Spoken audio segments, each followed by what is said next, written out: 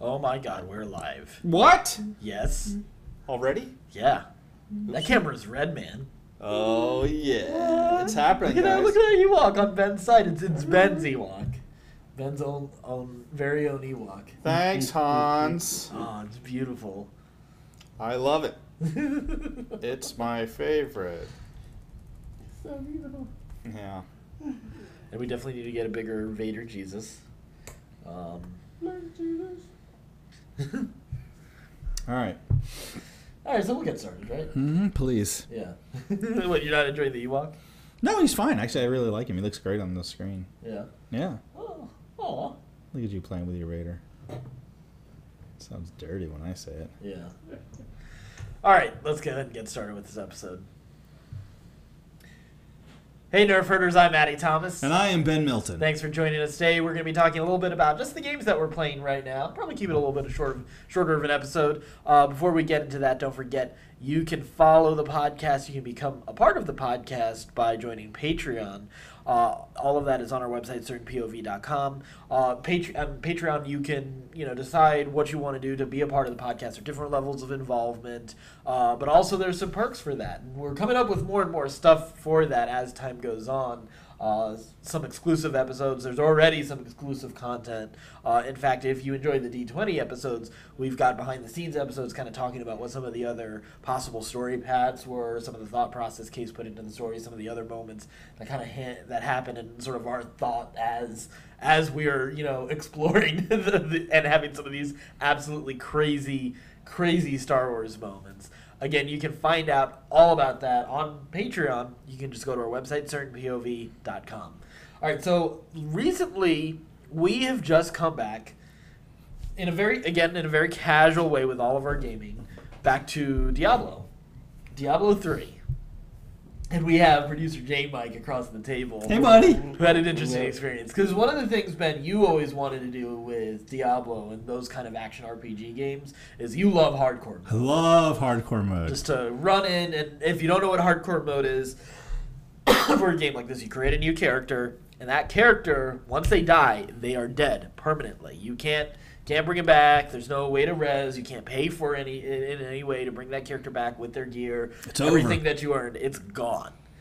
And that can happen. She might just staring aimlessly off into space right now.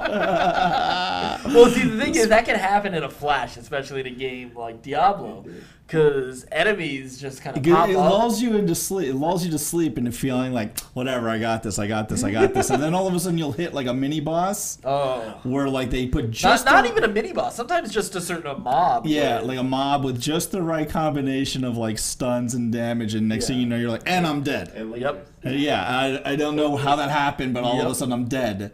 And I love that. I love that combination about the game. Yeah. And the fact that we talked J. Mike into buying the game to play with us. To play hardcore mode. Well, he gets to play through the story, J. Mike. He doesn't even, like, we would just, like, skip whenever the story, so he has no idea what's going on, other than we're just off killing He knows things. Diablo's coming back, and we got to kill him. Right. Kind of the general premise. Blah, blah, blah. Right. But for the most part, he really has no idea why he's doing the things that he's doing. And we're just running around just killing stuff. And it's you, me, J. Mike, and our friend Gene. Yep. Rest in peace. And because it's only a 4-man game. Yes. And we're just running around just killing these, just having the time of our lives. And it seems wicked easy. Like the first night we played for like 2.5 hours. Oh, I was asleep. And you kept falling asleep. It was so easy and boring. And it was the hardest level that we could put it on. Yeah. Because it was hardcore. None of us had leveled up past, had defeated Act 4 in hardcore mode. So it was as hard as it could get, and it was super easy. So the next night, we get together and we're like, okay, well, let's try to turn it up a little and make it a little. We couldn't. So we just went out there and we're running around and killing things and killing things and killing things. And I'm like, okay, well, Addy is the tank character. He's the Crusader. He's got all the heals and all that stuff. I picked the Necromancer because it's my favorite character class from all the Diablo games. I love the Necromancer. I even went through back today and like poked around with some of the other classes again. Like I played with the Witch Doctor and I played with the Barbarian again, and I was just like, Yeah, I don't like this nearly as much as I like the Necromancer. You just like exploding bodies and corpses, raising zombies. Yes, having them run everywhere. Oh, it's like I'm Greg Nicotero. It's just the best. And so we're just running around. We're again pretty easy time, right? Yeah. J Mike's running around following me for some reason in this dungeon. And he's not even the tank. And the thing is, like, if I get in trouble, it's easy for me to get out of it because I got minions. Yeah. Like, they just start attacking the minions and I just back out casually. Yeah. Everybody else kind of moves in and I'm good to go, right? So, unfortunately, J Mike doesn't have minions. Nope. He's as fragile. He's a nice, like, cup of china. Just a little teacup. He's pretty to look at. Yeah, and he deals crazy damage. So yeah, he is the epitome of the glass cannon. Yeah, but he just follows my minions right into the room. Yep. And I'm standing at the door like, what are you doing? And next thing you know, you just see J Mike's health bar go whoop, all the way to the bottom, and it's gone. And J Mike's like, what happened? And he had to try to level up a new character to catch up with us, and that was not going well at all because he kept on dying again because he was so far behind us. I laughed so hard. Oh my god! It was a villain laugh, like cackling. Oh, it was so good. That was the best thing that could have happened for me to play that game.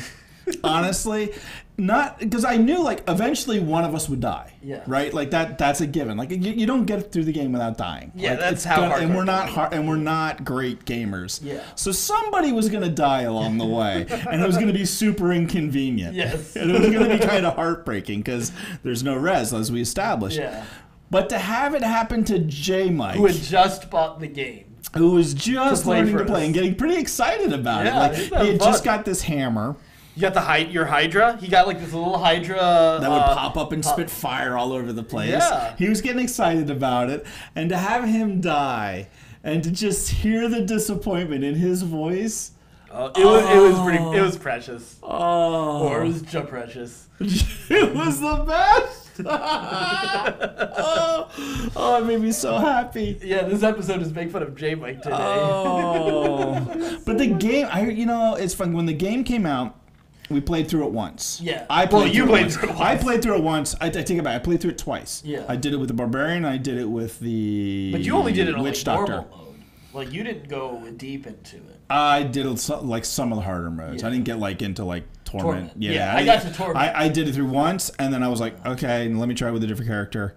Did it again, and I was like, all right, I'm done with this game. Like, I don't want to keep doing this over and over and over. Yeah, I maxed level one character. I maxed leveled my Demon Hunter, who I absolutely love. Another glass cannon, crazy mobile, just jumping all over the place, laying down traps and turrets, and just shooting everything in sight. It's so much fun.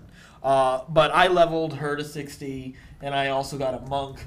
And who did I get? A monk and my wizard, the class that J Mike was playing, to about 48. Right. And nobody else to any level of consequence.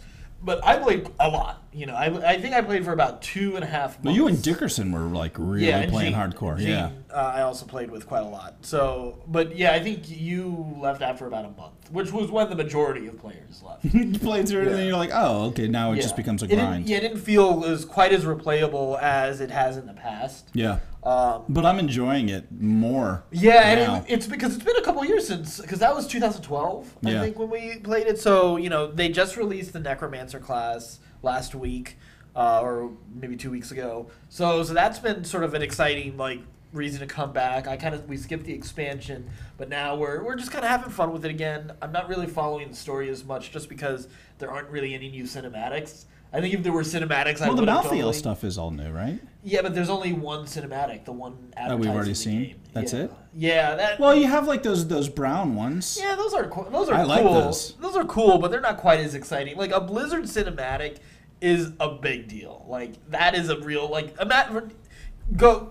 in Diablo 2. And even in Diablo 3, the moment you had those big cinematics, those were always amazing to go through and watch. Yeah. When you had a cinematic pop up in StarCraft, my God, I got crazy excited whenever that happened. Or in Warcraft 3, like all of those have been great moments in the games. And in all honesty, I wish Warcraft had the budget to do more of them other than just the trailer for the game, you know, for each expansion. And they've been putting a couple in here and there in the last couple expansions. They have added more. There's some that are in-game, but then there is the cinematic, like the full-on, like the ones that we want movies being made, like movie quality, you know, for those.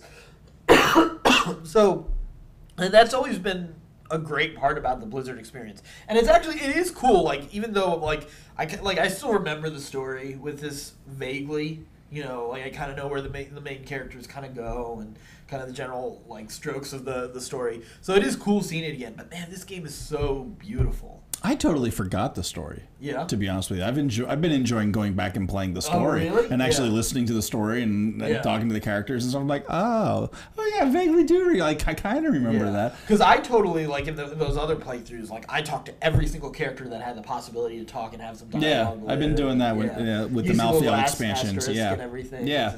And I love that. Like I've maxed out my crafting and everything. You know, so like I totally like went into the totally delved into. Didn't they do like a trade system, like a? They used to have an auction house for this game. They used to have an actual, like a real money auction house. So if you sold an item, you got actual cash for it. That ended up failing. Oh, shocker! Right?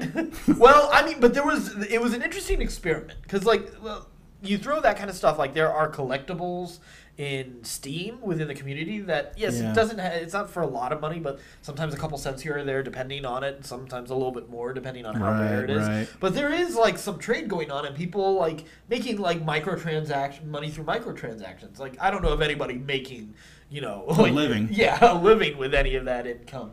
I did, but like when you think about the way people buy stuff in WoW, you know, with those auction houses and how you have a whole community that is just built around mastering the auction house, especially in MMOs. Yeah. There was potential, I think, for like people who really played that kind of stuff to try to make some money. You didn't have the gear can't come so quick in that game. Yeah, so, and you didn't have the same crafting expansiveness that an MMO has, and it had a good mix of both. Like with MMOs, you had not just actual gear. Like it's one thing to say like I'm going to buy gear, but to have vanity items that were craftable, I think really helped a lot.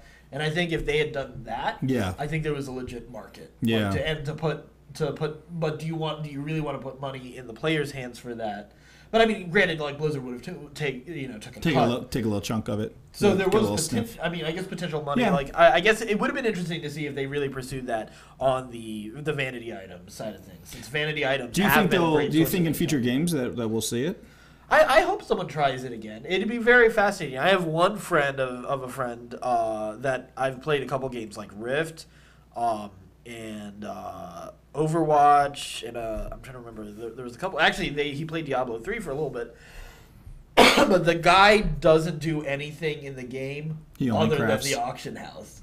Like we all, like our 5-man, like was trying to level, like max out level and do work, and he's like at level 30. You know, but he's made like 10 trillion gold. Oh yeah, like crazy amounts of credits just left and right. Meanwhile, he lives in his mom's basement. So stereotypical. No, actually, he's married. Yeah, does he do well?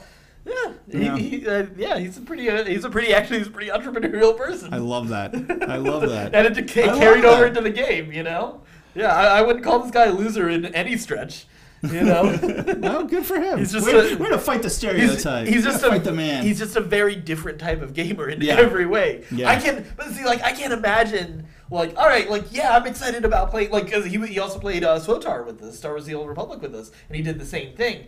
And when it went free to play, he couldn't access. Like, they closed off. They closed off all that money that he made. Yeah, it was just like sitting there. He's got to pay like $19 a month to get his 10 trillion gold. Exactly. Probably buy a Star Destroyer by now. Oh, he could. Yeah, he totally could afford a Star Destroyer and to fully retrofit it out. You know, if we ever go back to the game, I'll pay for his a subscription to reactivate it just to get some money. So we can buy the Star Destroyer.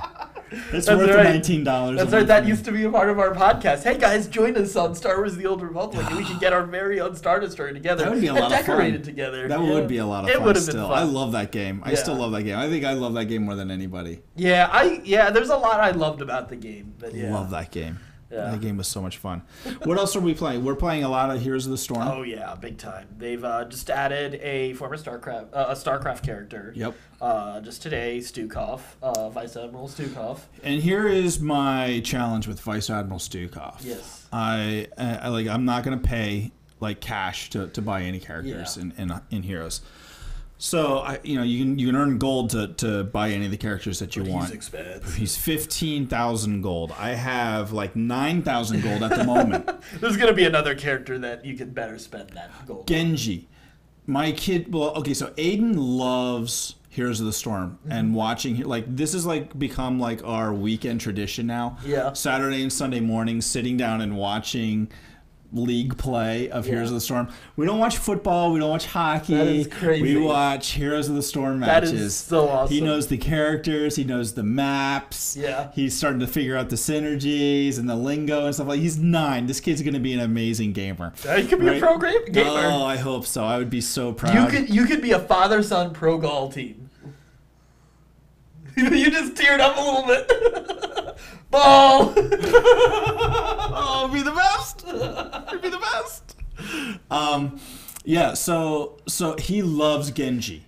I want to stop you for a second, because if you realize, so one problem I have with esports is they haven't figured out the storytelling aspect just yet. Right now everything is very stat oriented, technique oriented. Once they figure out the story element of the game, they will be able, that's when it really will explode as a sport, and so much more money and advertising will come in. Not that they're doing bad now. Yeah, but I mean they'll have more than just people who are like companies that are just interested in Yeah. gamers. You'll have legit like a whole lot more advertising options. And I'm surprised they haven't yet. I'm A just company saying, like the father Blizzard- and son duo. could an be amazing the door. story. Yeah, we could be the door that gets kicked in. He's not coordinated enough. I gotta wait a couple years to get him to go there. But yeah, but he loves Genji. Yeah, and he's always like, well, and then he'll be like, let's play a match. I want to watch you play a match. I want to watch you play. But play Genji. I was like, I don't have Genji. Like I'm saving up my gold to buy him. But I really want Stukov. I have like a real dilemma because it's gonna be at least a couple months. Yeah, it's like a month and a half, it's 2 months of gold farming to be able to get Stukov to get all the dailies and stuff like that. So Aiden may not have Genji for a while. I really want Stukov.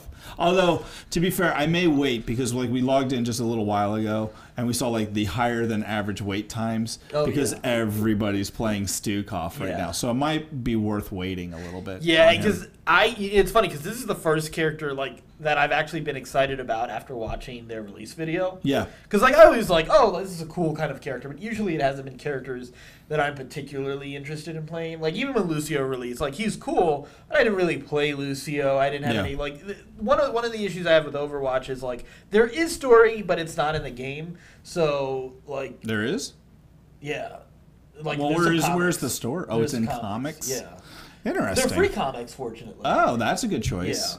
Yeah. You can get them. You can get them free on Comixology. Just download them. I just haven't read all of them. Interesting. But yeah, again, it's a weird way to tell your brand. I like the idea of having comics. I think that is one of the better formats for it. I guess let's talk a little bit about lore building in some of these games. Blizzard has been sort of the standard bearer for storytelling in games with just about every franchise of theirs. The Warcraft franchise, StarCraft, Diablo, have all been definitely high marks in their storytelling.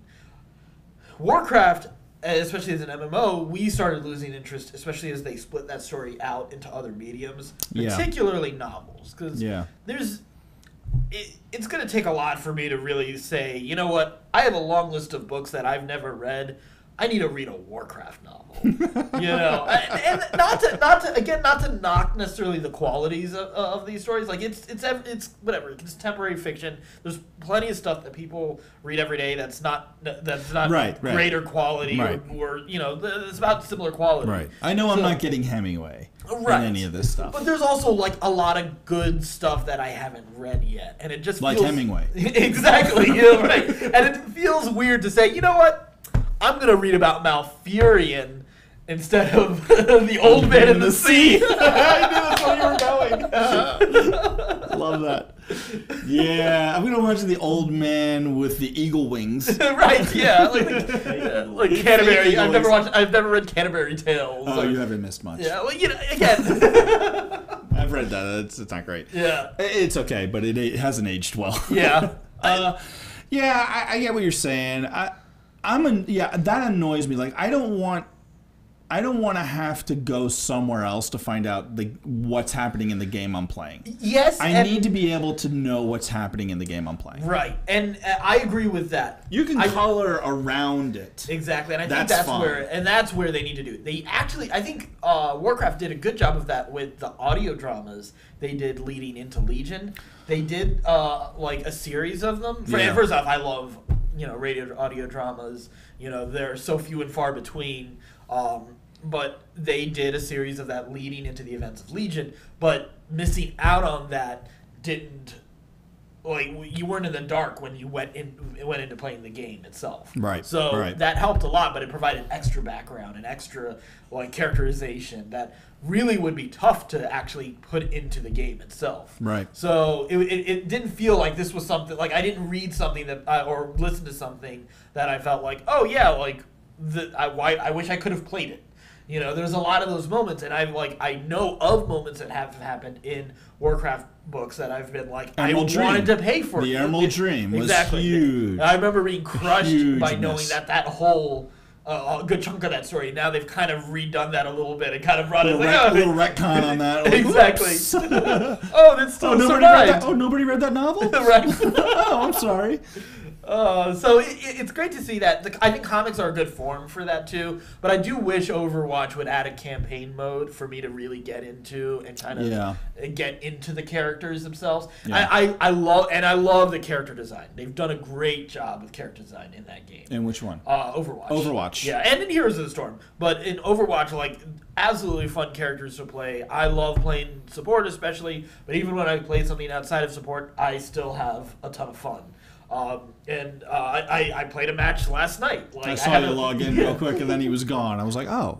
Well, I literally played one match, and I was like, I just went through, I healed a bunch of people, I won the game, and I was like, okay, I'm good. All right, going out on a high note. Right? Let's go before it turns bad. Exactly, because that happens. I also didn't see, so after a match, you have, you can see if the group, I just played quick match. You can see if the group wants to stay together, and you votes out of however many of the group, and nobody did. So I was like, okay, well, I'm done. All right. If I saw a couple people did, I probably would. This was a good mix. Yeah. Yeah. All right. I probably would have continued, but yeah, I had fun with it. It's almost like because I haven't played the game in months, so it was kind of like I was thinking I might have a little rough time getting back into it, but it was so. It comes back pretty quick. Yeah, so that was a lot of fun. That's a good sign of game design of once you learn how to play the game, it's pretty natural. We played Heroes of the Storm the other night. I think it was last night, and I hadn't played Malfurion in probably 2-3 months. Hadn't played a match with Malfurion. Jumped right back in. I was like, oh, I got this. Yep, that's what this does. That's what this does. Heal, heal, heal, heal, heal. Win the game. Yeah. It felt pretty good about it. So, I could have been a little more clutch on some of the stuff. But, for the most part, it was it came back quick. Once you learn.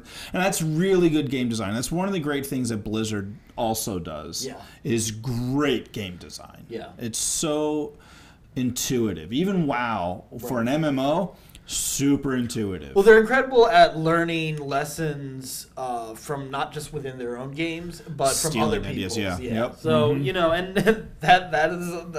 that's a mark of some great developers and people who are open to updating their game. Obviously there are other things that we wish they wouldn't, and they kind of go back, but maybe that's just nostalgia. 52 talent trees. Yes, I want my 52 talent trees back. I know I'll never get them back, but can still dream. Yeah, those were great. There's a lot about like vanilla WoW that I missed, like walking and running and getting tired, right, and that kind of stuff. But all MMOs have also moved away from everybody those just formats. Like that was part of my, we talked about Star Wars: The Old Republic really briefly, but like I feel if the 52-point talent trees were back, I would actually be go back? Oh yeah, not even a question of that. That's the only thing holding you back is 52 talent trees?